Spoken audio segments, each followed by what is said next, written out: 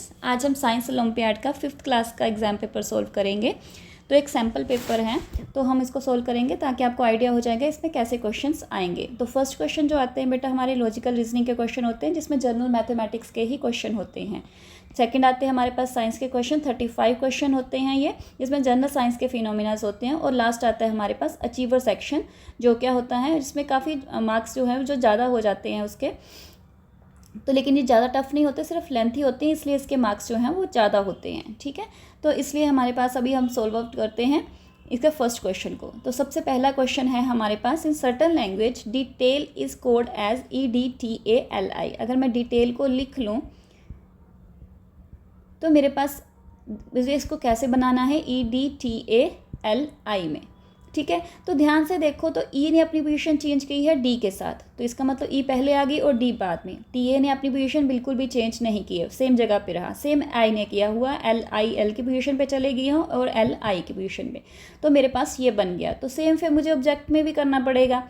तो ऑब्जेक्ट में भी मेरे पास क्या आ गया बेटे, O ने अपनी पोजीशन चेंज की B के साथ, B ने अपनी पोजीशन की O के साथ। JE को एज सच ही मैंने JE रहने दिया, T ने C के साथ चेंज की और C ने T के साथ चेंज कर दिया। तो ये मेरे पास आ गया है। तो मेरे पास क्या आ गया, BOJETC। तो बी ऑप्शन मेरे पास करेक्ट आंसर आ गया है। तो वहाँ पर आपने ओएमआर शीट में आपके पास ABCD जहाँ पर 4 सर्कल दिए होंगे, तो आपने बी वाले सर्कल को जाके शेड कर देना है। ठीक है, तो नेक्स्ट आता है हमारे पास second question, to find the number of the rectangles in the given figure. अभी हमें रेक्टेंगल्स फाइंड आउट करनी है। तो रेक्टेंगल्स फाइंड आउट करने के लिए बेटा मैं यहाँ पर एक फिगर ड्रॉ करती हूँ ताकि आपको इजीली समझ आ जाए। यहाँ से करना बहुत टफ हो जाता है बच्चों के लिए। ठीक है, तो मेरे पास फर्स्ट ये कितनी ट्रायंगल बन गई, 1 2 3 रेक्टेंगल आपको क्लियर होगी। मैं सिर्फ इसमें कलर चेंज करती हूँ ताकि आपको ईजिली विजिबल हो जाए। जब मैंने फर्स्ट यहाँ पर लाइन लगाई तो मेरे पास 1 2 नई 2 रेक्टेंगल जो थी वो बन चुकी हैं। ठीक है, तो मेरे पास अभी मैं फर्दर चेंज करती हूँ। यहाँ पर मैंने लाइन लगाई तो 1 2 ये 2 नई बनी, और यहाँ पर ही साइड में ये वाली भी बन गई एक +1। ठीक है, ये आ गई मेरे पास एक रेक्टेंगल। अभी मैं क्या करती हूँ, एक और लाइन लगाती हूँ यहाँ पर। तो मेरे पास अभी कितने रेक्टेंगल बनी, 1 2 यहाँ पर बनी, तो ये भी एक रेक्टेंगल बन गई ना 1। ठीक है, अभी ये नहीं बनी, यहाँ से ये भी बनी है एक +1। ठीक है, अभी ये पूरी भी बनी है एक। ठीक है, तो हम टोटल काउंट कर ले कितनी बन गई हमारे पास, 3 5 7 8 9 10 11 12 13, टोटल मिला के 13 बन गई, इसलिए मतलब मोर देन दी 12 जो है वो हमारे पास बन चुकी हैं। ठीक है, तो डी ऑप्शन हमारा करेक्ट आंसर आ जाएगा। There is a certain relationship between the pair of the term. अभी हमारे पास इनके बीच में कोई रिलेशन दिया हुआ, तो हमें इसका फाइंड आउट करना है, तो हम डेफिनेटली इसको स्टडी करेंगे। MUDLSA। अभी इसके बीच में और इनके बीच में क्या रिलेशन है, हम ध्यान से देखते हैं। तो बेटा देखने से समझ आ रहा है कि अगर हम A को लें तो A से D की तरफ चल रहे हैं। ठीक है, तो हमें A, अगर हम स्टार्टिंग से शुरू करते हैं M और L, तो बेटा U और D, यहाँ पर S और यहाँ पर A। तो यहाँ पर देखो L के बाद हमारे पास क्या आ रहा है, M आ रहा है, मतलब अल्फ़ाबेटिकली चलें तो हम उसी हिसाब से चल रहे हैं। L के बाद M आ रहा है, लेकिन S के बाद क्या आता है, T आता है, फिर U आता है। इसका मतलब T को हमने स्किप कर दिया, और A के बाद B आता है, C आता है और फिर D आता है। इसका मतलब दो लेटर को हमने स्किप किया और फिर उसके बाद D आया। तो सेम हमें SIT में भी करना पड़ेगा, SIT। तो यहाँ पर जो लेना पड़ेगा उसके इमीडिएटली बाद हमारे पास क्या आ जाएगा, S आ जाएगा। तो S से पहले कौन आता है, R, तो इसका मतलब R के बाद डायरेक्ट S आ गया। लेकिन I लिखने से पहले हमारे पास जो आना चाहिए उसके एक स्किप करना पड़ेगा और उसके बाद आना पड़ेगा। ठीक है, I से आगे, I से एक पहले कौन होता है, H, और उसके बाद G। इसका मतलब G को जब बाद H स्किप किया और मेरे पास I आ गया, तो यहाँ पर कौन सी पोजीशन आ जाएगी, I के। तो यहाँ पर मेरे पास 2 आने चाहिए, 2 जैसे C भी आया था, यहाँ पर भी T के बाद में 2 आने चाहिए। तो मेरे पास क्या आ जाएगा, RS। ठीक है, Q के बाद RS स्किप कर दिया और आगे T आ गया, तो इसका मतलब मेरे पास क्या बन गया, RGQ। तो कौन सा ऑप्शन आ गया मेरे पास, A ऑप्शन जो है वो करेक्ट आंसर आ गई है। ठीक है, तो नेक्स्ट बेटा हम फोर्थ क्वेश्चन करते हैं। ये साइंस के बेसिक क्वेश्चंस होते हैं। The given statement regarding the animals x select the option that correctly identify. It has the flipper. Flipper आपको पता है एक सी एनिमल्स के होते हैं, एक फैदर से जैसे जैसे होते हैं जो उससे वो स्विमिंग करने में हेल्प करते हैं। ठीक है, लंग्स फॉर द ब्रीथ, मतलब वो ब्रीथ करते हैं। लंग्स है ह्यूमन के जैसे, मैमल्स के जैसे उनके लंग्स हैं। वेब्ड फीट, फीट उनके वेब्ड है, मतलब ऐसे फीट के बीच में जैसे ये फिंगर्स हैं तो फिंगर्स के बीच में ऐसे वेब सा होता है, जैसे हमारी फिंगर्स होती है ना, पूरी की पूरी बिल्कुल गैप है, लेकिन उनके वेब्ड होता है, यहाँ पर फ्लैप सा लगा होता है, जिसे हम वेब्ड फीट कहते हैं।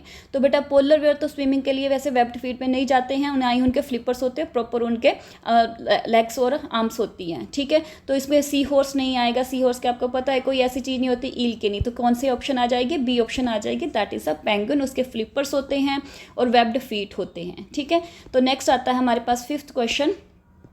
Complete the given analogy by selecting the correct option.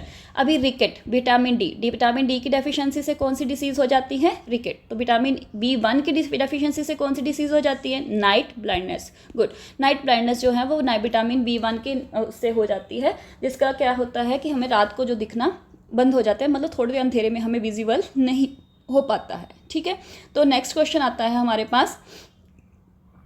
That is the seed of the which of the plant dispersed by the animals. अभी हम मिल्क वीड का देखें तो बेटा मिल्क वीड का कॉटन जैसा होता है, मतलब जैसे लगता है कॉटन जैसा उड़ के चला जाएगा। और कैट टेल का भी सेम होता है, कॉटन जैसा। और बालसम बहुत छोटे छोटे सीड होते हैं, मस्टर्ड सीड जितने सीड होते हैं वो तो नहीं जाएंगे।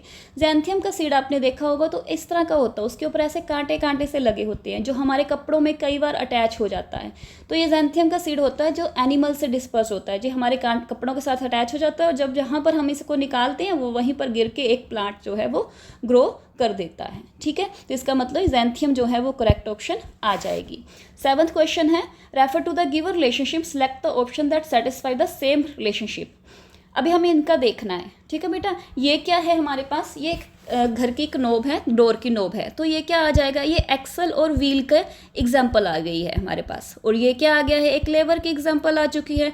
ठीक है, और ये क्या आ गया हमारे पास? वेज की एग्जाम्पल आ चुकी है। तो हम अगर देखें तो हमारे पास ऑप्शन में देखना पड़ेगा फर्स्ट एक्सल या स्टेयरिंग व्हील। आपने कार का स्टेयरिंग व्हील देखा होगा ना, तो वो भी ऐसे रोटेट होता है, वो एक उस पर घूम रहा होता है, तो स्टेयरिंग व्हील एक्सल और व्हील की है। अगर लेवर की क्रोवार आपने देखा होगा तो इस तरह का होता है, यहाँ से उसका फर्कुलम होता है। फर्कुलम मतलब यहाँ से वो मतलब पर्टिकुलर एक वो लगाता है और यहाँ से लोड उठाता है, और यहाँ से हमारे पास क्या लगाता है? एक एफर्ट लग रहा होता है। तो ये भी एक लेवर की एग्जांपल आ जाएगी है। और नाइफ एक वेज की है जो एक पर्टिकुलर चीज़ों को काटने में हेल्प करता है। तो इसका मतलब ए ऑप्शन हमारी बिल्कुल करेक्ट ऑप्शन आ चुकी है। ठीक है बेटा, तो नेक्स्ट क्वेश्चन आता है हमारे पास, that is which among of the following is the classical dance of Andhra Pradesh. Bharatanatyam किसका है? तमिलनाडु का डांस है। उड़ीसी उड़ीसा का नाम से सजेस्ट हो गया है। कथकली बेटा केरल का डांस है। और जो कुचिपुड़ी है वो क्या है? हमारा आंध्र प्रदेश का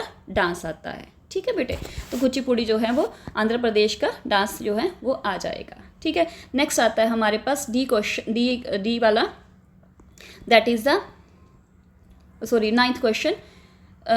that is read the given statement, select the option that is correctly identified as a true and the false। तो अभी हमारे पास क्या आता है? Burning of the coal an example of conversion of chemical energy into heat energy. Definitely कोई भी chemical burn करता है हमारे पास, तो हमारी केमिकल एनर्जी किस में प्रोड्यूस होती है? हमारे पास बहुत सारी हीट प्रोड्यूस होती है। आपको पता ही है कोल से बहुत सारी हीट प्रोड्यूस होती है। जब वो बर्न होता है तो हीट एनर्जी में कन्वर्ट हो गया, उसके बीच कोई केमिकल रिएक्शन हुआ, it mean it is true. Second है हमारे पास, when we swim in the swimming pool buoyant force act on body. Yes definitely, जिसके कारण हम स्विमिंग कर पाते हैं, हमारी बॉडी ऊपर की तरफ एक प्रेशर को फील करती है जो पानी से लगता है, that is the buoyant force. ये भी ट्रू है हमारा बेटे। When object vibrate light energy produce. No, जब भी कभी वाइब्रेशन होती है तो बेटा क्या प्रोड्यूस होता है? साउंड प्रोड्यूस होता है। तो इसका मतलब वाइब्रेशन से कौन सी एनर्जी प्रोड्यूस होगी? साउंड एनर्जी प्रोड्यूस होगी। ठीक है, और लाइट एनर्जी स्ट्रेट लाइन में ट्रैवल करती है, साउंड ट्रैवल नहीं करती स्ट्रेट लाइन में। तो इसका मतलब ये क्या हो गया? ये फॉल्स हो गया।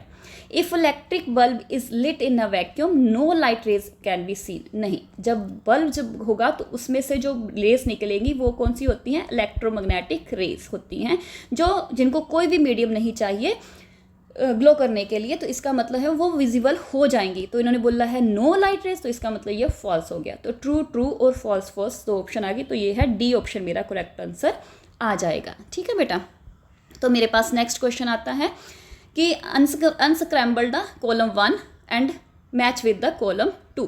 तो मुझे कॉलम 2 के साथ उसको मैच करना है। तो ये नेम दिए हुए हैं प्लैनेट के, जो हिंदी में दिए हुए हैं।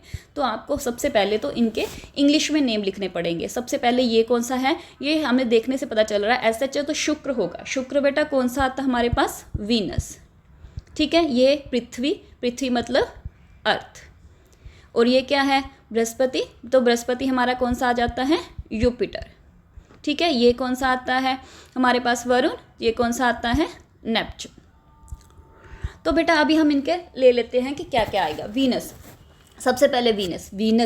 वीनस का आपको पता है कोई भी मून नहीं है, नो मून, कोई भी मून नहीं है। तो does not have any natural satellite. तो फर्स्ट का क्या आ जाएगा, बी ऑप्शन आ जाएगा। कोई भी इनका सैटेलाइट नहीं, सिर्फ मरकरी का ही नहीं, मरकरी और वीनस दोनों का ही कोई भी मून नहीं होता है। तो इनका क्या आ जाएगा, नो नेचुरल सैटेलाइट। नेक्स्ट आता है अर्थ। अर्थ आपको पता है, ये तो आपने बहुत बार पढ़ा भी होगा। 70% सरफेस जो है किसके साथ कवर्ड है, वाटर के साथ कवर्ड है। सिर्फ 30% इसकी लैंड है। तो सेकंड का क्या आ जाएगा, बी। नेक्स्ट आता है यूपिटर। यूपिटर काफ़ी दूर है, काफ़ी हैवी प्लैनेट है। तो लेकिन ये क्या है, takes the 12 year to revolve around the sun. इसको कितने साल लग जाते हैं, 12 ईयर। जो हमारे 1 ईयर लगता है अर्थ को, तो इसको 12 ईयर लग जाते हैं। तो थर्ड का क्या आ जाएगा, ए ऑप्शन आ जाएगी। ठीक है, नेक्स्ट आता है बेटा नेपच्यून। नेपच्यून क्या है हमारा, इसके कितने लगते हैं, 165 ईयर्स लग जाते हैं। वो बहुत दूर है, बहुत दूर है, ऑलमोस्ट लास्ट में ही है। तो हमारे पास क्या आ जाएगा कि इसको 165 ईयर लग जाते हैं सन के आसपास रिवॉल्व करने के लिए। तो इसका मतलब इसकी ऑप्शन कौन सी आ जाएगी, डी। तो ये वाला हमारा कौन सा आ गया, बी, सी और ए, डी। तो डी ऑप्शन हमारा करेक्ट आंसर आ गया। ठीक है बेटा, ये था एग्जाम्पल पेपर जो मैंने सोल्व कर दिया है, जो आपको हेल्प करेगा आपके ओलंपियाड की प्रेपरेशन के लिए। अगर आपको कोई और पेपर सोल्व कराना तो मुझे ज़रूर बताना, और मेरी वीडियो अच्छी लगी तो लाइक ज़रूर करना। ठीक है, okay, thank you and all the best.